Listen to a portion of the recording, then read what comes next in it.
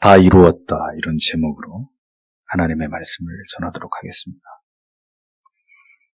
메시아로서의 이 땅에서의 생애가 이제 얼마 남지 않은 가운데 우리는 예수 그리스도께서 마지막 순간까지 어떤 일에 집중하셨고 또 어떤 말씀을 남기셨는지를 성경의 말씀을 통해서 추적하고 있습니다.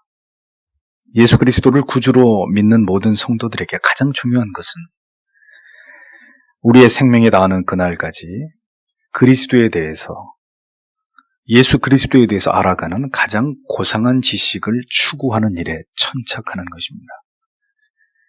세월의 무게가 더해갈수록 예수 그리스도에게 깊이 빠져드는 그런 사람들이 그리스도의 사람인 것입니다. 성경을 통해서 우리에게 계시해 주신 하나님이시고 하나님의 아들이신 예수 그리스도에 대한 모든 것을 하나하나 알아가고 그 그리스도를 알아가는 참된 기쁨과 깨달음을 바탕으로 영원토록 그분을 열렬히 사랑하면서 살아가고자 하는 그런 소망을 품는 자들이 하나님의 사람들이어야 하는 것입니다.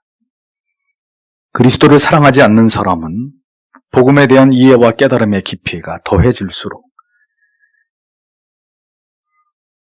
그 사랑에 더욱 뜨거워지지 않는 사람은 그 사람은 그리스도의 사람이라고 말할 수 없는 것입니다. 왜 인간에게 자신이 아닌 또 다른 누군가를 사랑할 수 있는 감정을 하나님이 우리에게 주셨을까요?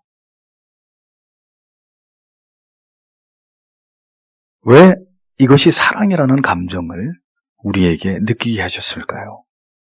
그 간절하고 열렬한 사랑의 감정으로 하나님을 사랑해야 된다는 사실을 우리에게 가르쳐 주시기 위함입니다. 인간의 사랑은 모든 철학과 문학과 예술의 주제였지만 인간의 사랑의 가치는 결코 영원히 그렇게 아름답지도 않은 것입니다. 그렇다면 인간의 사랑의 그 불완전함을 우리에게 맛보게 하시는 이유는 또 무엇일까요? 그 불완전한 사랑으로 비로소 영원한 사랑의 대상을 찾아서 그 대상을 사랑하게 하시기 위함인 것입니다. 인간의 모든 사랑은 한계가 있고 그 사랑의 대상은 모두 우리를 배반하고 떠나가고 또 우리에게 지울 수 없는 상처를 주기도 하지만 하나님의 사랑은 결코 인간의 그것과는 다르고 가장 위대하신 본질적인 사랑이시며 또 끝이 없는 사랑이라는 것을 인간들로 하여금 깨닫고 발견하도록 하나님이 그렇게 섭리하셨다는 겁니다. 하나님과 진실로 깊은 사랑에, 생애적인 사랑에 빠지게 되는 순간은 우리가 사랑했던 모든 대상들로부터 우리가 철저하게 고립당하고 배신당하고 처절한 고독 속에서 인간의 사랑은 결국 변하는 것이고 불완전하다는 것을 깨닫게 되는 그 순간입니다. 나를 향하신 하나님의 사랑은 그래서 나의 사랑이 나를 향하던 사랑이 깨어지는 그 순간에 진지하게 우리 안에서 경험되기 시작하는 것입니다.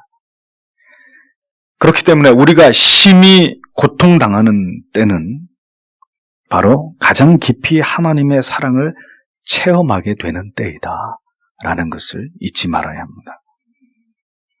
여러분이 지금 가장 힘들고 고통스러운 시간을 지나가고 계신다면 바로 지금이 넘치는 생애적인 하나님의 사랑을 경험할 수 있는 그런 순간이라는 것을 기억하셔야 합니다.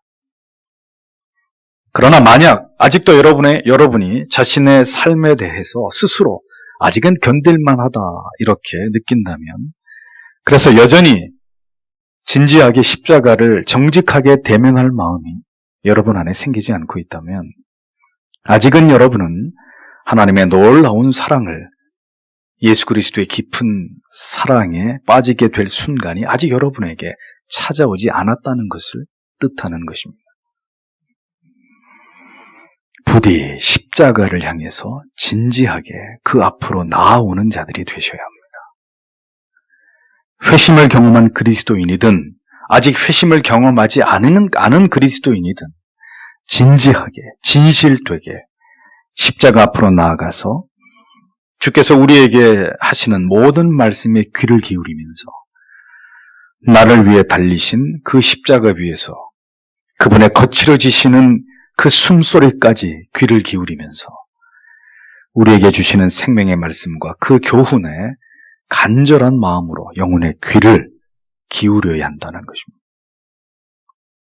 십자가의 은혜를 그 예수 그리스도를 아는 지식에 정통하지 않은 사람치고 복음의 깊이를 깊이 이해한 사람은 아무도 없었습니다.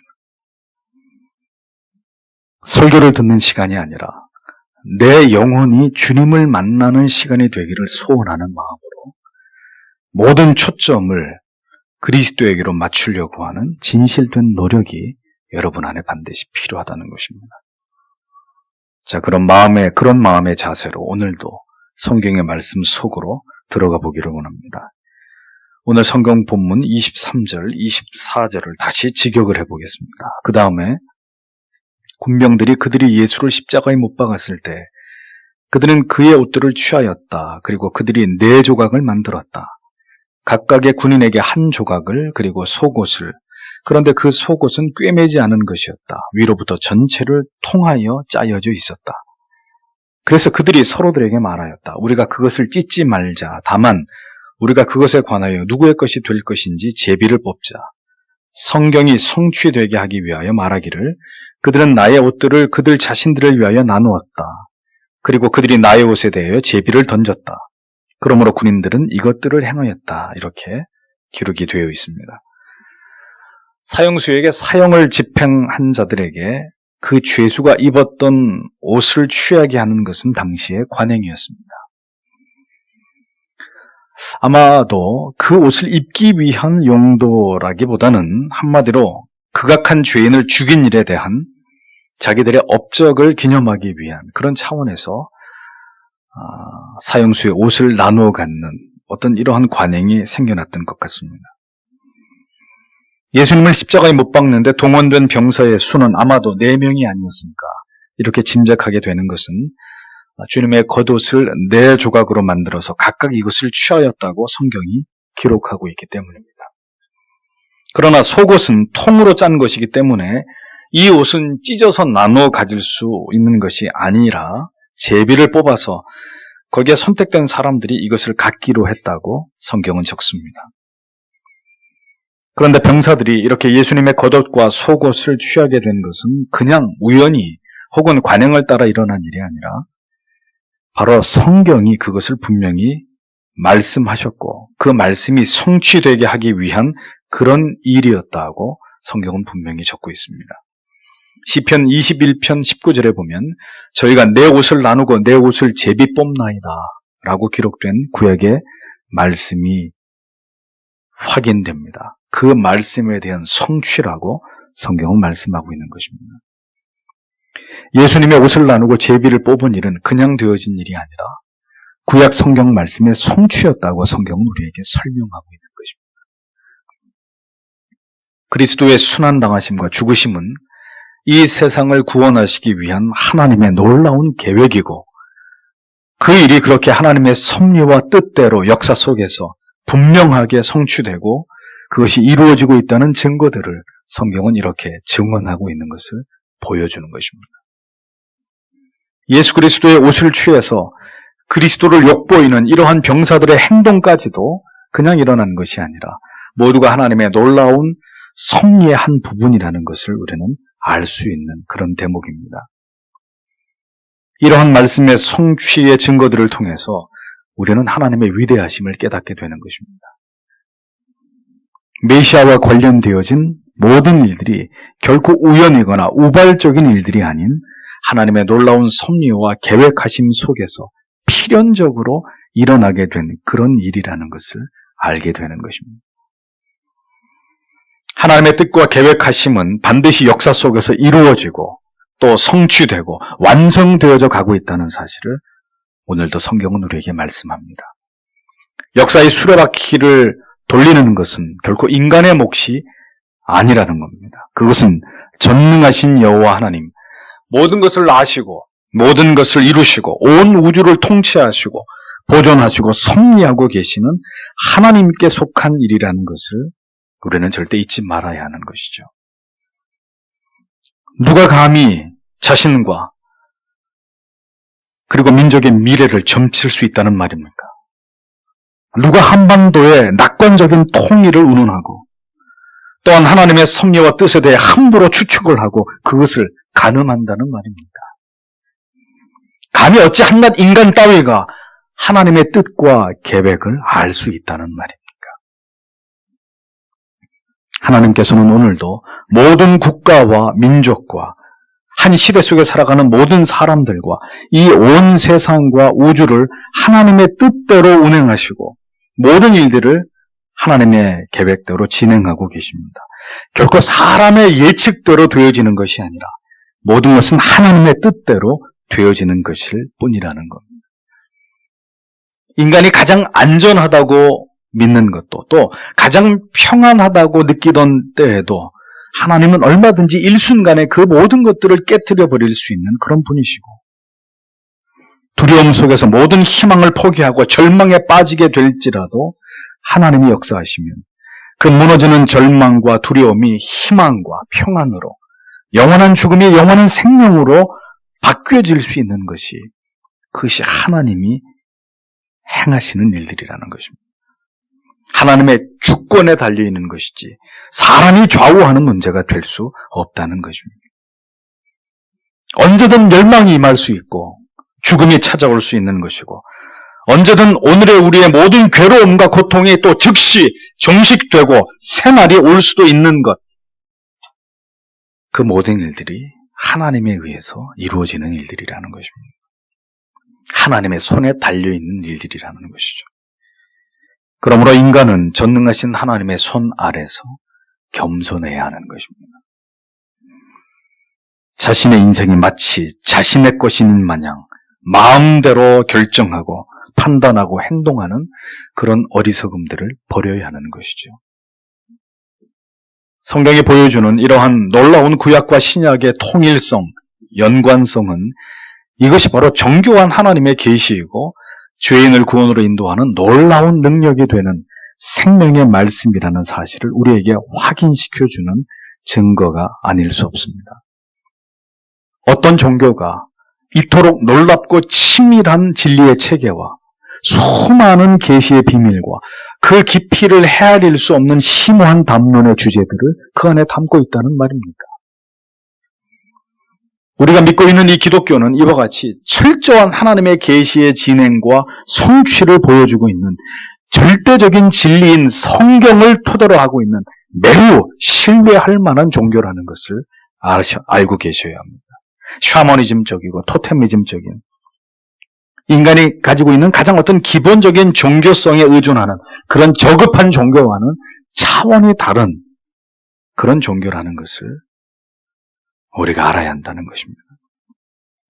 우리가 이 말씀 속에서 분명하게 기억해야 될 사실은 그렇게 메시아께서는 자신이 입고 있으시던 겉옷과 그리고 속옷까지 모두 벗겨지심을 당하고 그분은 그렇게 십자가에 알몸으로 못 박히셨다는 사실입니다. 죄인들의 그 추악하고 더러운 모든 죄를 가리우시는 흰눈같이 하얀 칭의의 옷을 입혀주시기 위해서 주님은 그 잔인하고 무지한 포악한 인간들에게 의해서 벌거벗기움을 당하는 수모를 견디셔야 했다는 것입니다. 칭의의 대가는 우리를 대신하여 주께서 당하신 그 수모와 수치였다는 사실을 성도는 잊지 말아야 합니다.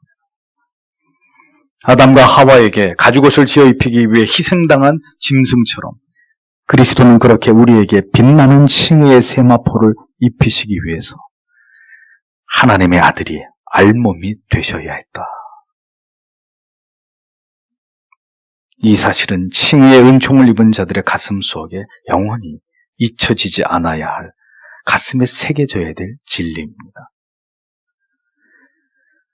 만약에 당신이 그리스도인이라는 이유 때문에 믿음을 지킨 결과로 인해서 많은 사람들 앞에서 수모와 모욕을 당하게 되는 그런 일이 생기거든 여러분을 위해서 십자가 위에 벌거벗기 오신 그리스도를 생각하십시오. 오늘의 나의 이 수모가, 이 수치가 조금이라도 그분을 닮을 수 있게 되는 영광이고 특권이라고 여길 수 있는 그런 깨달음과 은혜가 우리에게 있어야 할 것입니다. 25절에서 26절을 보면 그러나 예수의 십자가 곁에 그의 어머니와 그의 어머니의 자매가 섰었다. 글로바의 여자 마리아와 막달라 마리아가 그래서 예수께서 어머니와 그가 사랑하고 계셨던 제자가 곁에 서 있는 것을 보시고 그가 어머니에게 말씀하신다. 여자여 보십시오. 당신의 아들입니다. 그 뒤에 그가 그 제자에게 말씀하신다. 보라 너의 어머니이시다. 그래서 그때부터 그 제자가 그녀를 자기 집으로 모셨다. 이렇게 직역이 됩니다. 이 끔찍하고 두려운 예수 그리스도의 사형이 집행되는 현장에 한 무리의 여인들이 그 자리에 있었다는 사실이 내 복음서 가운데 유일하게 이곳에만 기록되어져 있습니다. 그 자리에 있었던 여인들은 예수님의 어머니 마리아와 다른 3명의 여인들이었고 또 한 사람, 유일하게 제자 가운데 유일하게 한 명의 제자, 이것을 기록하고 있는 요한이 그 현장에 있었습니다. 4명의 여인은 예수 그리스도의 육신의 어머니 마리아와 그리고 그의 친척인 마리아, 그녀는 아마도 세베대의 아들들의 어머니, 즉 야고보와 요한의 어머니인 것으로, 살로메인 것으로 그렇게 여겨지고 그리고 7 귀신이 들렸던 막달라 마리아, 마지막으로 글로바의 아내 마리아가 나옵니다. 그녀는 야고보와 요셉의 어머니죠. 그녀들은 모두 그리스도의 영광이 떠나가고 있는 자리에 서서히 죽음을 향해 나아가고 계시는 그 처참한 몰골의 그리스도의 곁을 끝까지 지키고 있었던 여인들이었습니다. 잔인하고 포악한 로마의 병사들이 십자가 주위에 아직도 진을 치고 있는 상황에서 이 여인들이 그리스도의 곁을 떠나지 않고 그 곁을 지키고 있었던 일은 매우 담대하고 용기 있는 행동이 아닐 수 없었습니다. 예수님의 곁에 있다는 이유만으로도 그녀들이 함께 수모를 당하거나 봉변을 당할 수 있는 그런 상황에서 그녀들은 모든 신변의 위험을 감수하고 지금 그리스도의 곁을 지키고 있었던 그런 사람들이었습니다.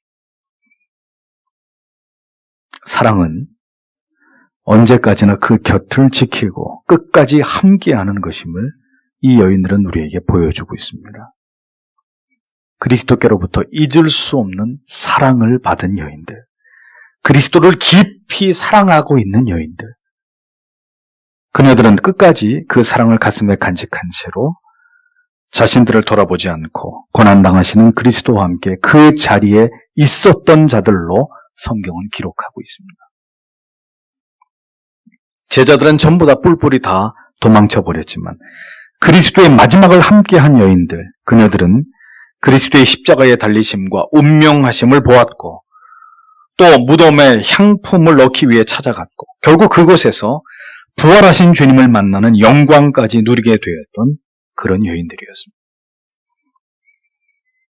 제자들에게 예수의 부활하심을 알리는 일까지 바로 그녀들이 그 모든 일들을 감당했다고 성경은 후에 기록하고 있습니다. 그리스도 때문에 가장 큰 슬픔을 경험한 자들은 그리스도 때문에 가장 큰 영광과 기쁨까지도 함께 누리는 자들이 될 수 있다는 사실을 잊지 마십시오. 언제나 가장 예수 그리스도를 기쁘게 하는 충성과 사랑을 보이는 사람들은 항상 그리스도의 곁에 있었던 그런 사람들이 아니었습니다. 언제나 주의 말씀을 가장 가까이에서 들은 자들이 그리스도를 가장 사랑하는 자들이 아니었고 가슴 깊이 그리스도를 사랑하는 자들이 끝까지 고난당하시는 주와 함께 했던 자들이라는 것을 우리는 잊지 말아야 합니다.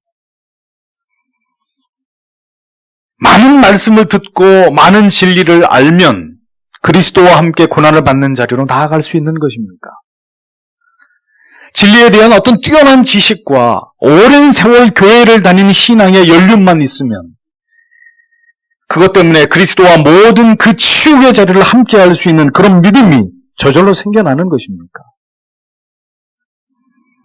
마리아가 옥합을 깬 것은 그리스도를 향한, 메시아를 향한 숭고한 사랑 때문이었듯이 결국 주를 사랑하는 사람만이, 예수 그리스도를, 그 십자가를 진실로 사랑하는 사람만이 함께 고난을 당하는 것이고, 그리스도가 있는 곳에 그도 어디든 동행할 수 있는 사람이 되는 것입니다. 그러므로 언제나 우리 자신에게 질문해야 될 것은, 나는 지금도 그리스도를 진실되게 사랑하고 있는 사람인가 하는 것을 물어야 되는 것입니다. 사랑이 있어야 하고, 그 사랑이 결국은 모든 것을 이기게 하는 것이라는 것을 기억해야 되는 것입니다. 여러분은 그리스도를 아는 것으로 만족하는 자들이 되어서는 안 될 것입니다. 그리스도를 믿는 것으로, 교회를 다니는 것으로, 그것이 믿음의 전부라 여기는 그런 신자들이 되어서는 안 될 것입니다. 그리스도를 사랑하는, 그래서 그 사랑 때문에 모든 것을 감내하고 견디어내고 그리스도가 지신 고난의 십자가를 함께 지는, 언제나 자신을 부인할 수 있는 그런 참된 그리스도를 사랑하는 자들이 되어야 한다는 것입니다. 사랑은 어떤 순간에도 함께하는 것입니다. 끝까지 사랑하는 사람을 지키는 것입니다. 세상 마지막 날까지 그리스도의 몸 되신 교회와 우리의 모든 운명을 함께하는 것입니다. 왜 은혜를 주셨습니까? 왜 여러분을 사랑하셨습니까? 왜 우리를 위해 피로 물든 갈보리 언덕 위에 주님은 높이 매달리셨습니까? 여러분의 행복을 위해서, 우리의 형통을 위해서, 이 땅에서의 우리의 번영을 위해서입니까? 주와 함께 고난을 받게 하시기 위해서입니다. 그 영광에 동참하시게 하기 위해서입니다. 그 빛나는 내세의 영광을 소망하면서 이 세상을 이기게 하시기 위해서 우리를 택하여 불러주신 것입니다. 도무지 내 힘으로는 감당할 수 없고 견디기 힘든 오늘의 내 몫의 태인 십자가를 능히 감당하시게 하기 위해서 주님은 그런 연약한 우리를 위해 친히 십자가를 지셨다는 것을 잊지 말아야 합니다. 주와 함께 영광을 누리기를 원하는 자, 주와 함께 치욕의 십자가 아래 설 수 있는 자여야 한다는 것을 성경은 우리에게 분명하게 보여줍니다. 사랑하는 성도 여러분, 이제 주와 함께 이 세상에서 평화를 누리던 시대는 점점 저물어가고 있습니다. 다시 그리스도를 위해 주가 걸어가신 그 치욕의 자리로 우리도 이제 나아갈 믿음을 준비해야 되는 때입니다. 십자가 아래 그 여인들처럼 우리도 주를 위한 그 위험한 자리로, 그 두려움이 가득한 자리로 우리도 나아갈 수 있는 믿음의 채비를 해야 하는 그런 때이란 말입니다. 저는 이 말씀을 부디 여러분이 또 생각하시고 또 생각하시게 되기를 바랍니다. 부디 우리에게 믿음을 주시기를, 부디 더 그리스도를 사랑할 마음을 주시기를 오늘도 하나님 앞에 간절하게 기도하는 우리들이 되어야 할 것입니다. 예수께서는 골고다로 향하실 때 그를 따르던 슬피 우는 여인들의 무리를 향해서 말씀하셨습니다. 예루살렘의 딸들아, 나를 위하여 울지 말고 너와 내 자녀를 위해 울라. 우리는 그 말씀을 기억해야 합니다. 우리도 환난의 때에 과연 주를 위해 핍박과 박해의 십자가를 질 수 있을지, 우리와 우리의 자녀들에게 더 큰 믿음 주시기를, 더 진지하고 열렬하게 그리스도를 사랑할 수 있는 마음 주시기를 지금부터 열심히 기도하는 우리들이 되어야 하는 것입니다. 자녀들에게 더 좋은 것을 주기 위해, 그들이 원하는 것을 얻게 하기 위해 노력하기보다는 부디 주께서 그들의 영혼 가운데 찾아와 주시고 그들을 만나 주시기를 주께 목 놓아 울며 기도하는 그런 부모님들이 되셔야 하는 것입니다. 무엇보다 마지막 때를 살아가야 될 자녀들의 그 영혼을 위해서 가슴을 치면서 기도하는 그런 우리가 되어야 한다는 겁니다. 예수께서는 이제 이 세상을 떠나시면서 사람에 대한 의무를 다하고 계시는 그런 장면을 보여줍니다. 예수의 육신적인 어머니 마리아의 모습을 보십시오. 인간적으로 생각한다면 어머니로서 아마도 아들의 죽어가는 모습을 지켜보는 그 일은 이 세상에서 사람이 당할 수 있는 어떤 슬픔과 아픔 가운데 가장 큰 것이었겠지만 성경에 나오는 마리아는 극도로 그 슬픔을 절제하는 모습을 보여줍니다. 성경에는 어디도 그녀가 슬픔을 억제하지 못해서 실신을 하거나 실성을 하는 이런 모습은 전혀 기록되어 있지 않습니다. 즉 마리아는 예수의 인간적인 어머니로서 아들의 죽음을 지켜보고 있었던 것이 아니라 이제는 하나님의 아들로서 메시아로서 이 땅에 오셔서 예수께서 이제 마침내 완성하셔야 될 그 위대한 사명의 그 끝을 담담하게 지켜보고 있었던 것을 볼 수 있는 것입니다. 그러하였기에 마리아의 슬픔은 억제된 슬픔이었고 도를 넘지 않는, 주제를 넘지 않는 그런 슬픔의 모습을 보여주고 있었던 것입니다. 이제 마리아의 마음속에는 사랑하는 아들이 죽는 것이 아니라 하나님의 아들, 인류를 죄에서 구원할 메시아의 죽음을 슬퍼하는 마음으로 채워지고 있었습니다. 그러하기에 성경은 십자가 위에 달리신 예수를 향해서 그 어떤 말도 마리아가 하지 않았다는 것을 증언합니다. 마리아의 말은 전혀 성경에 기록되어 있지 않습니다. 십자가에 달리신 예수에게 한낱 미천한 인간인 마리아가 어떤 말을 할 필요가 없는 것이죠. 어떤 할 말도 없는 것이고 그는 자신의 아들이 아니라 모든 인류의 죄의 형벌을 혼자의 몸으로 감당하시고 그리고 죽어가고 있는 하나님의 아들이었기 때문입니다. 저를 포함한 모든 이 땅의 어머니들에게, 아버지들에게 간곡히 부탁드립니다. 여러분의 아들이 아니라, 여러분의 딸이 아니라 하나님의 아들이고 하나님의 딸입니다. 하나님의 아들. 하나님께서 자신의 태를 통해 이 세상에 태어나게 하신 성자 그리스도. 그를 이제 마리아는 그분의 정체에 맞게 바라보고 있었듯이 오늘 모든 우리 부모들은 우리의 자녀들을 그렇게 바라볼 수 있어야 합니다. 하나님께서 나에게 잠시 맡기신 하나님의 아들과 하나님의 딸로 우리의 자녀들을 그렇게 바라볼 수 있어야 한다는 것입니다. 주제넘게 하나님보다 더 자녀를 염려하고 하나님보다 더 자녀를 과잉 보호한다면 그것은 그 자녀를 여러분에게 주신 하나님을 여러분이 불신하고 있는 것이고 하나님을 멸시하고 있는 것입니다. 자녀를 나의 소유로 여기고 학대하고 미워하고 징계하고 과도한 보상 심리를 가지고 그 자녀의 마음에 큰 눌림으로 평안을 빼앗는다면 하나님께서 그 부모를 또한 용서하지 않으실 것입니다. 자녀는 내가 살지 못한 인생을 대신 살아 죽어야 될 아무런 의무가 없는 자들이라는 것을 잊지 마십시오. 마리아는 이제 그 품으로부터 메시아에 가시는 길을 마지막으로 배웅하고 있었습니다. 자녀들의 인생에서 그렇게 언제든 그들이 하나님의 뜻을 향해 나아가는 길에 부모는 배웅자가 될 뿐입니다. 그 힘을, 그 믿음을 가질 때까지만 그들을 보호하고 지키는 자들이, 그들을 위해 기도하는 자들이 되어야 될 사람들이 바로 부모라는 것을 기억하십시오. 주께서는 어머니를 그 사랑하는 제자에게 소개하셨습니다. 여자여 보십시오. 이제 나를 대신할 당신의 아들입니다. 그리고 그 제자 요한에게 육신의 어머니를 부탁했습니다. 보라, 나를 대신하여 이제 내가 섬겨야 할 내 어머니다. 주님께서는 그렇게 새로운 모자 관계를 십자가 위에서 맺어주고 계셨습니다.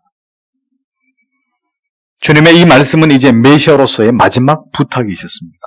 그러하기에 주님은 어머니라는 표현을 쓰지 않고 여인이여라는 보편적인 여인을 부르는 호칭을 통해서 그녀의 남은 생애에 관해서 배려하고 계셨던 것을 보여줍니다. 마리아를 요한에게 부탁했다는 의미는 이미 마리아의 남편인 요셉이 이 세상에 존재하지 않음을 추측해 하는 부분입니다. 마리아는 당시 과부의 상태였던 것으로 보여집니다. 또한 마리아를 부양할 다른 자식들도 어떤 이유에서였는지 아무도 없는 상황임을 짐작케 하는 부분입니다. 그러하기에 주님께서는 요한에게 마리아를 위탁하셨다라고 많은 주석가들은 그렇게 짐작을 합니다.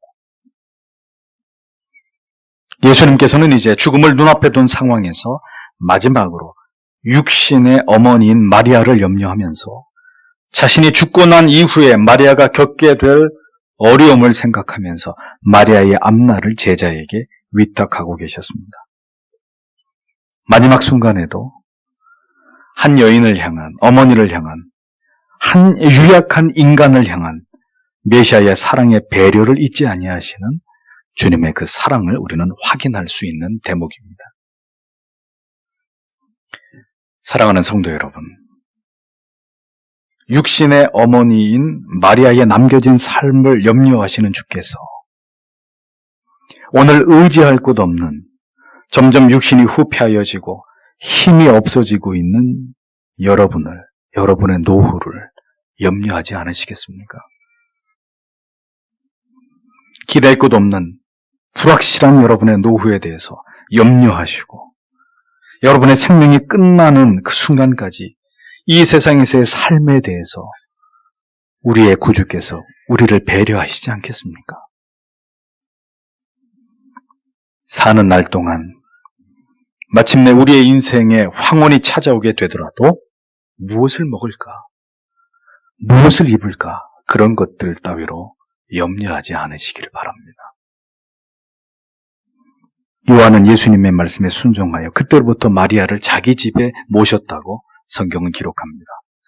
주님의 부탁하신 그것을 순종하는 제자의 모습을 성경은 놓치지 않고 있습니다. 우리는 이 말씀 속에 어떤 교훈을 마음에 새겨야 할까요? 부모님의 노후의 삶은 자식들이 책임져야 될 숭고한 사명입니다. 이는 주께서 십자가 위에서 요한에게 부탁하셨듯이 우리에게도 마지막으로 부탁하시는 명령입니다. 어려서 부모의 손길을 통해 우리를 길러주시고 양육해 하신 것이 하나님의 뜻이었다면 나이 들고 힘이 없어서 이제 자신을 돌볼 능력조차 없을 때 자식들의 손길을 통해서 부모를 보살피게 하신 것, 이것 또한 하나님의 섭리라는 것을, 하나님의 뜻이고 모든 자식들을 향한 하나님의 당부라는 것을 잊지 말아야 합니다. 이 하나님의 뜻에 순종하는 자들에게 하나님께서는 잘되고 장수하는 복을 주신다고 분명하게 약속하시지 않았습니까? 28절에서 30절을 보면 이후에 예수께서 이미 모든 것들이 성취되었다는 것을 아시고 성경이 이루어지도록 그가 말씀하신다. 내가 목마르다.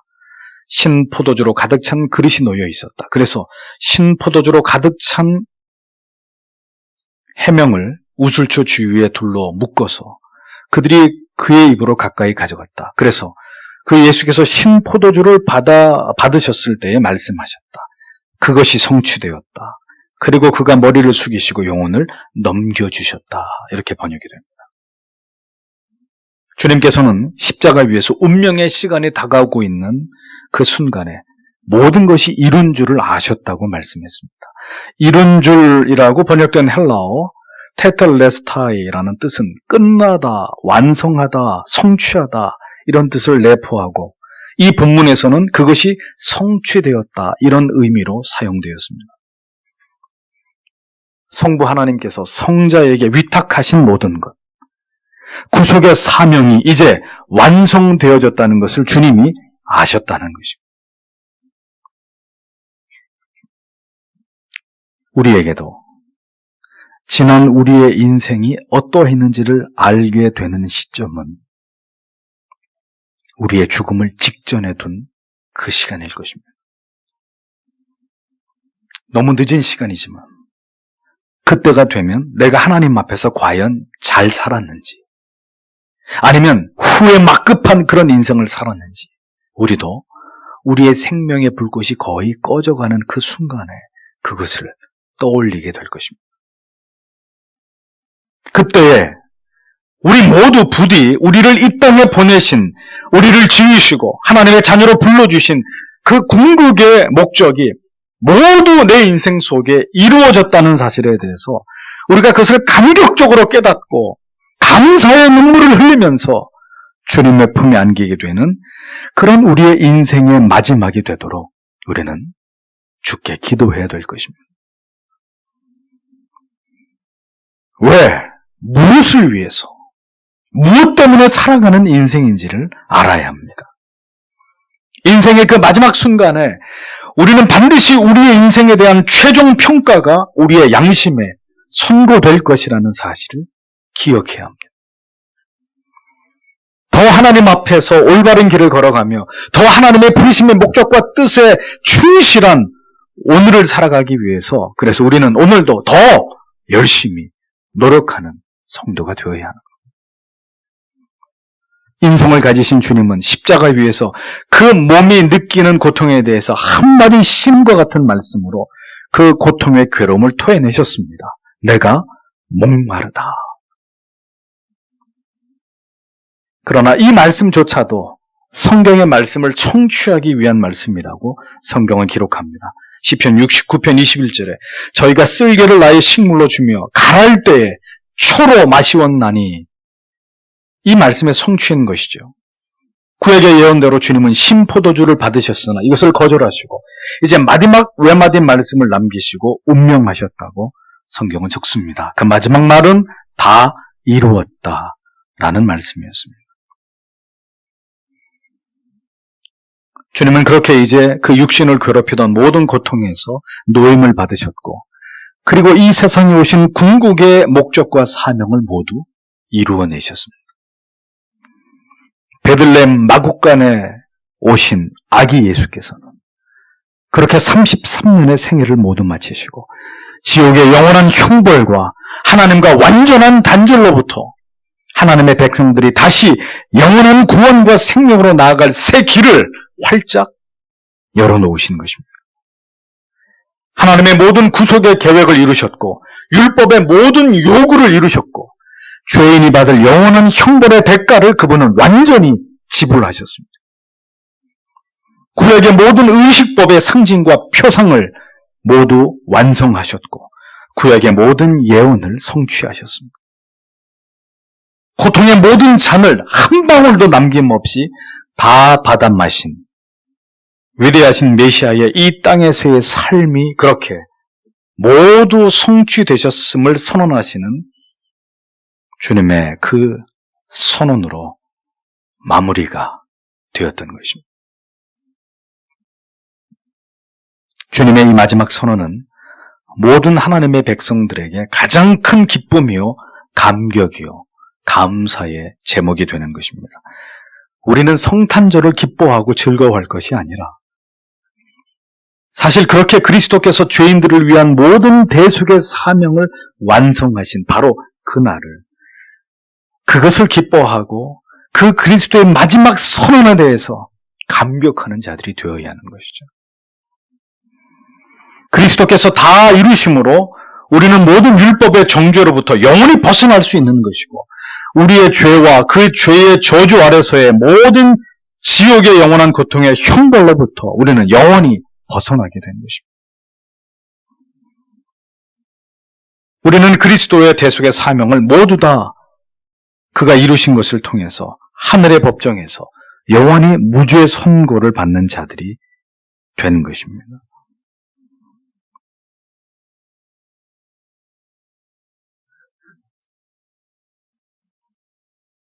우리는 죄책감에 사로잡히고 여전히 죄에 무너지고 패배하고 도무지 소망이 없는 그런 우리 자신을 바라볼 때마다 때때로 실망하고 우리의 구원에 대한 확신이 흔들리게 되는 순간을 맞이하기도 합니다.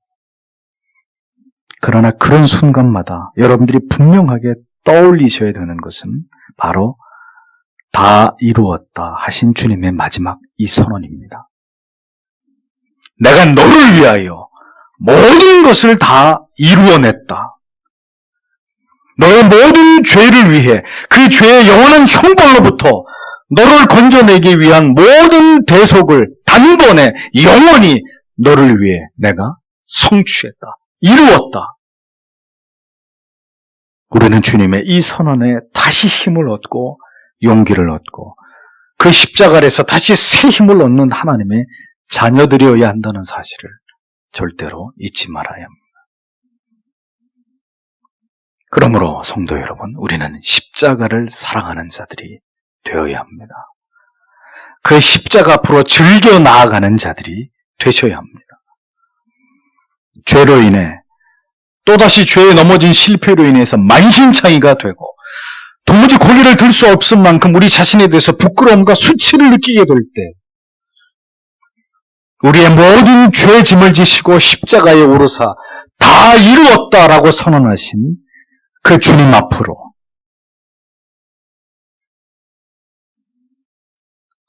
그 십자가 앞으로 나아가서 오늘도 엎드리는 자들이 되어야 한다는 겁니다.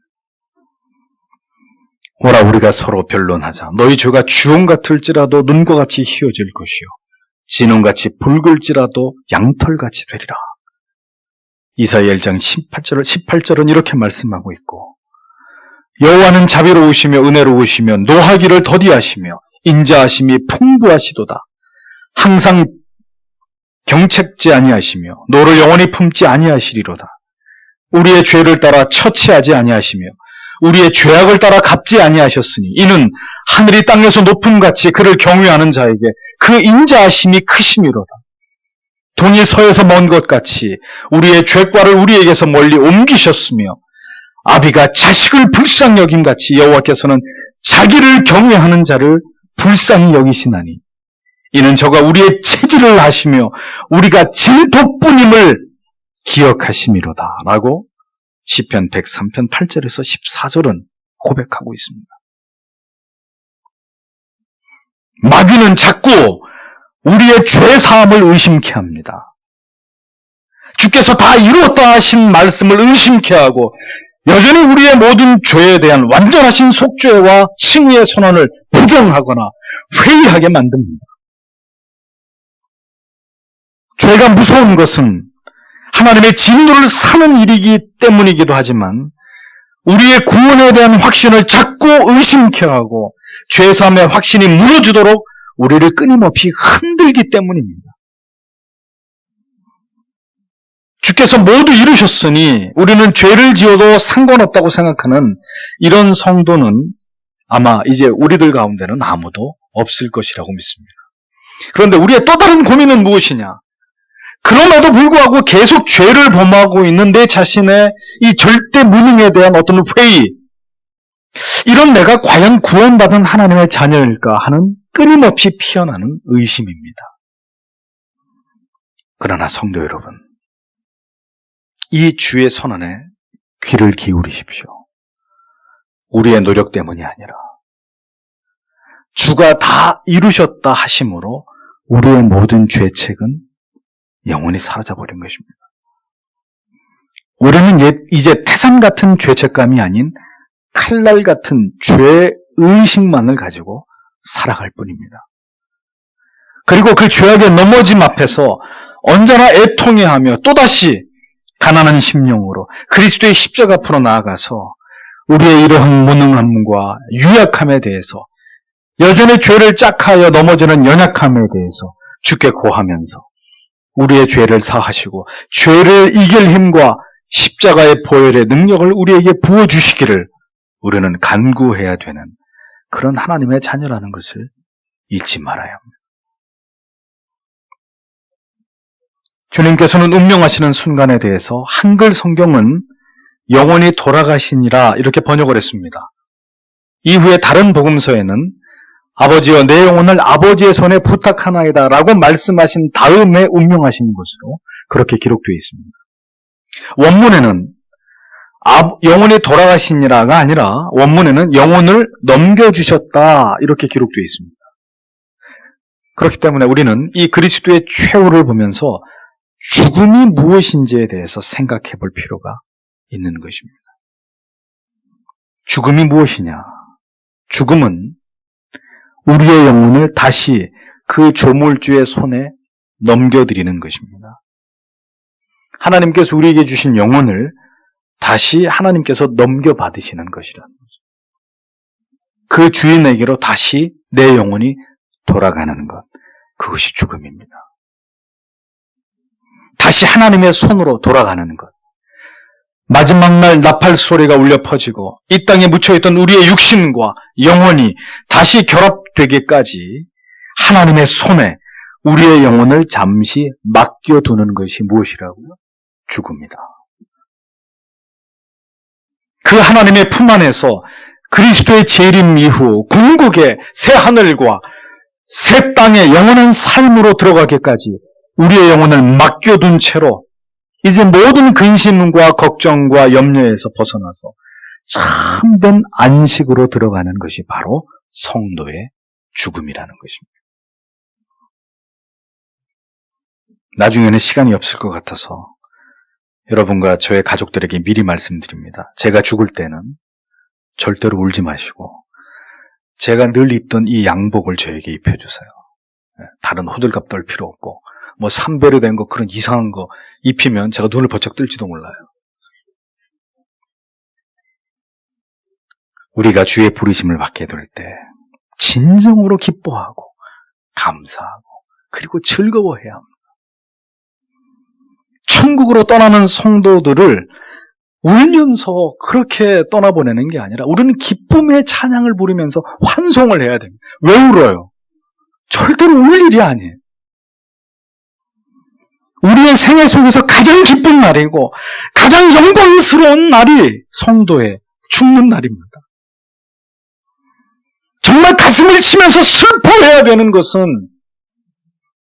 사랑하는 가족이 우리의 부모와 배우자와 자식이 예수를 믿지 않고 죽었을 때 목록으로도 소용없지만 그때 진정으로 가슴을 치고 옷을 찢으면서 슬퍼해야 되는 것입니다. 왜? 그 영혼과 육신은 영원한 지옥불에 떨어져서 끝없는 고통을 당하게 될 것이기 때문이죠.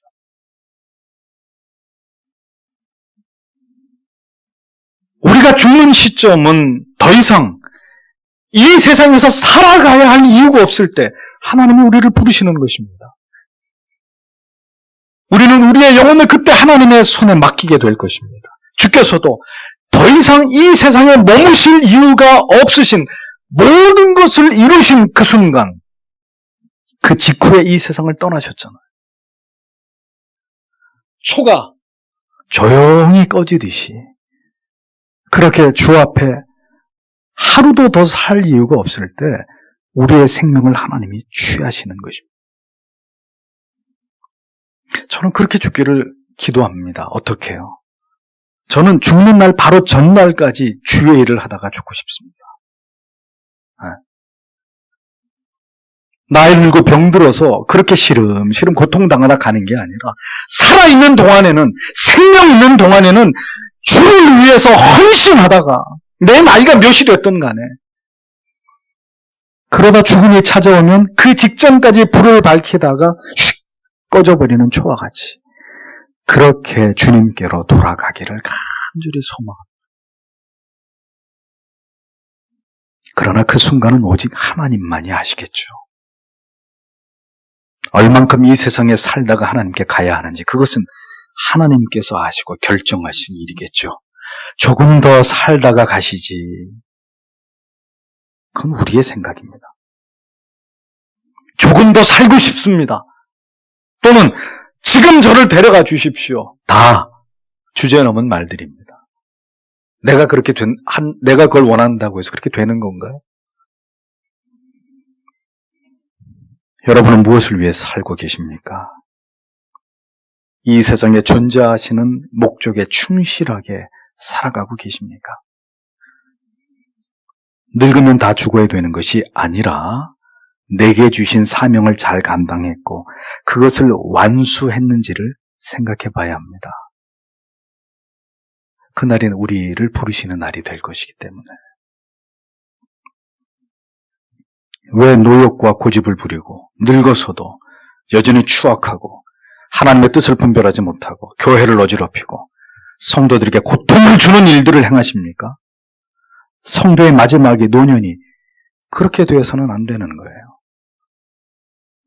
모든 것을 봉합하고 사랑하고 용서하고 덕을 쌓고 소망을 주고 내세를 바라보고 확신하게 하는 믿음을 간증하다가 주님 앞에 가야죠. 그것이 우리의 모든 인생이 되어야 하고 특별히 성도의 노년이 되어야 하는 것입니다. 죽음이 아름다운 순간이 되기 위해서는 그 죽음이 오기까지의 성도의 삶이 아름다워야 합니다. 아름다운 신앙의 노년은 아름다운 청년의 시기와 아름다운 장년의 시기를 보낼 때 이루어지는 것입니다. 우리의 영혼을 아버지의 손에 맡길 날이 우리에게도 다가옵니다. 주님은 자신이 이 세상을 떠날 날을 스스로 결정하셨지만 우리에게는 그럴 권한이 없습니다. 그러므로 매일이 나의 마지막 날인 듯이 우리는 그렇게 살아가야 합니다. 오늘도 주께서 내게 맡기신 사명, 성도의 삶을 살아감에 있어서 자연인의 삶이 아니에요. 불신자들의 삶이 아니에요. 돈밖에 모르는 그런 세상 사람들의 삶이 아니라 성도의 삶을 살아가며 최선을 다했는지를 우리는 매일매일 점검해야 합니다. 우리의 모든 게으름과 세상의 분주함과 우리의 마음과 오감을 빼앗는 것들에서부터 부디 오늘도 우리를 건져내 주시기를 우리는 하나님 앞에 기도해야 합니다. 오늘은 어제보다 조금 더 죽음을 진지하게 생각하고 준비하는 그런 오늘이 되어야 하고 죽음을 준비하는 진정한 지혜가 우리 모두에게 있어야 할 것입니다.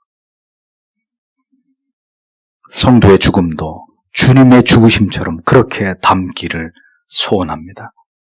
태어났으니 이제는 죽을 일만 남아 있습니다. 그리고 그 죽음은 순서가 정해져 있지 않습니다. 지난주에 44살에 이것도 안 믿는 사람들은 사사에 죽었다고 또 뭐 이상한 얘기 할 텐데 44살에 후배 목사님이 주의 부르심을 받아 영원한 안식에 들어갔습니다. 왜 일찍 불러갔냐고요? 모릅니다. 그런 것은 궁금해할 이유가 없습니다. 그것이 하나님의 뜻이고 그의 존재의 이유와 목적은 거기까지였다는 것. 우리가 알 수 있는 건 그거밖에 없습니다. 단거리 육상 선수가 있고 장거리 육상 선수가 있듯이 왜 그렇게 했냐고 우린 그것을 하나님께 따져 물을 이유가 없는. 중요한 것은 다음은 우리 차례라는 거죠. 주의 죽으심을 그리고 우리의 죽음을 묵상하기를 원합니다. 죽음을 진지하게 묵상해야 부활을 기쁨으로 소망할 수 있다는 사실을 잊어버리지 마십시오. 죽음에 대한 묵상은 죽고 난 다음에 하는 것이 아니라 살아있을 때 하는 것입니다. 정상적으로 생각할 수 있을 때, 기도할 수 있을 때, 성령을 볼 수 있을 때 내 죽음을 준비하는 것입니다.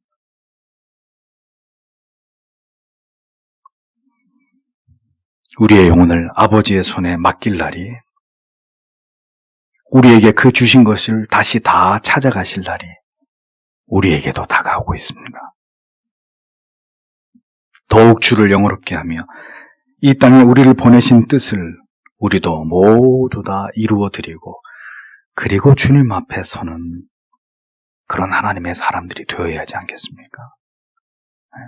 우리의 인생의 마지막이 멋지게, 물론 알 수 없어요. 이렇게 말한 목사도 길가다 차에 확 쳐맞춰가지고 죽게 될지, 뭐 어떻게 될지 알 수 없지만, 저는 바라기를, 정말 이렇게 시작도 그 마지막도 하나님 앞에서 성도라면, 정말 하나님의 영광을 드러내면서 그렇게 하나님의 품 안에 안기는 멋있는 최후. 응? 우린 그것을 꿈꿔야 되는 것입니다. 주의 죽으심 앞에서 오늘 우리의 죽음을, 그리고 그 이후에 우리에게 펼쳐지는 영생을 생각하시는, 깊이 생각하시는